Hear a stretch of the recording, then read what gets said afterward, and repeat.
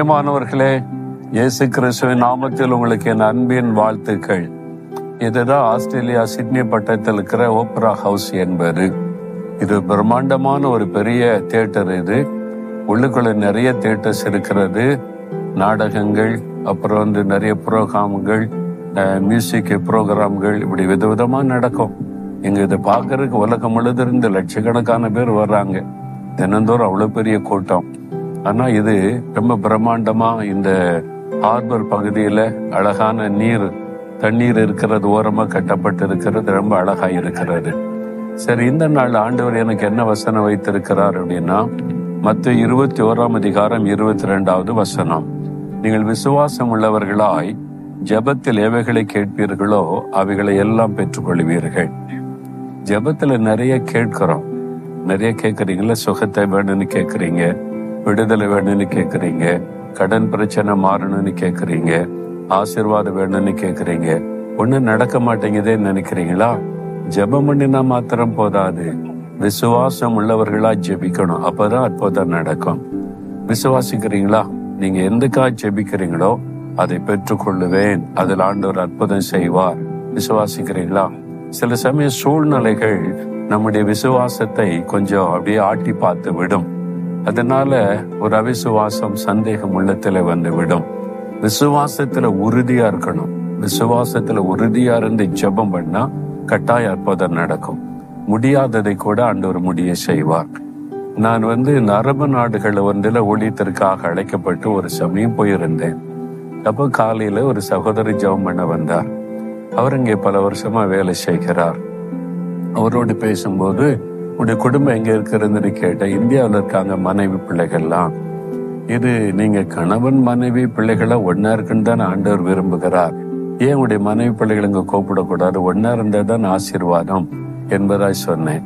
அவருக்கு சொன்ன, எனக்கு விருப்பம்தான், ஆனா நான் வாங்குகிற சம்பளத்திற்கு குடும்பத்திற்கு விசா இந்த அரசாங்கம் தருவது இல்லை. இந்த அரசாங்கத்துல சில சட்டத்திட்டம் இருக்கிறது.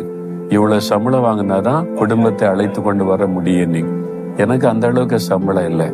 அப்ப இதை வச்சு குடும்பம் நடத்த முடியாதான்னு கேட்டேன். முடியும், நான் என் மனைவி பிள்ளைகளோட சந்தோஷமா இருக்க முடியும். இந்த அரசாங்க சட்டம் அப்படி இருக்கிறது, என்ன செய்யறது?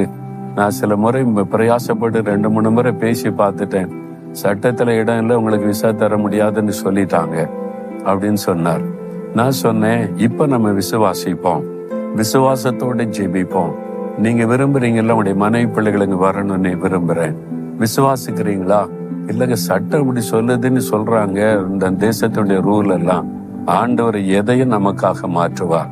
நம்ம விசுவாசிப்போம். நான் விசுவாசிக்கிறேன், நான் உங்களோட சேர்ந்து விசுவாசிக்கிறேன். 2 பேரும் விசுவாசத்தோட ஜெபிப்போம், ஆண்டவர் அற்புதம் செய்வார். சரி, நான் விசுவாசிக்கிறேன் ஐயான்னு சொன்னார். 2 பேரும் சேர்ந்து ஜெபம் பண்ண, ஆண்டவரே இந்த குடும்பம், அவங்க மனைவி பிள்ளைகள் இந்த தேசத்துக்கு வர்றதுக்கு அற்புதம் நடக்கணும், விசா கிடைக்கணும், அரசாங்க அதிகாரிகளோட பேசும். நீங்க என்ன செய்வீங்களோ தெரியாது, சட்டத்தை மாற்றணும்னாலும் மாற்றுங்க, அற்புதம் செய்யுங்க, விசுவாசிக்கிறோன்னு ஜெபம் பண்ணோம். சரின்னு போயிட்டார். சாயங்காலம் கூட்டம் முடிஞ்ச உடனே திரும்ப என்ன பார்க்க வந்தார். மீட்டிங் நடக்கிற இடத்துல, ஐயா நீங்க சொன்ன மாதிரி ஒரு அற்புதம் நடந்துட்டேன்னாரு. என்ன காரியம்? உங்கள்கிட்ட ஜெபிச்சுட்டு நேரம் நான் இமிகிரேஷன் ஆபீஸுக்கு தான் போனேன். அந்த ஆபீஸ்ல போய் என்னுடைய காரியத்தை மறுபடியும் ஒரு அப்ளிகேஷன் கொடுத்தேன். அதை வாங்கி பார்த்துட்டு அவர் சொன்னார், இன்றைக்கு தான் இந்த சட்டம் வந்திருக்கிறது, இந்த சம்பளம் வாங்குறவங்களுக்கும் நம்ம அவங்களுக்கு ஃபேமிலி விசா கொடுக்கலாம்னு சொல்லி, இந்த சட்டம் முதல் விசா உனக்கு தான் கொடுக்கறோம்னு சொல்லி கொடுத்துட்டாங்க என்று மகிழ்ச்சியோடு சொன்னார். பார்த்தீங்களா? விசுவாசத்தோட ஜெபம் பண்ணா சட்டத்தை கூட ஆண்டவர் மாற்றுவார் உங்களுக்காக. எந்த காரியத்தை ஆண்டவர் செய்ய ஆயத்தம். ஆனால் விசுவாசம் உள்ளவர்களா ஜெபத்துல கேட்கணும்.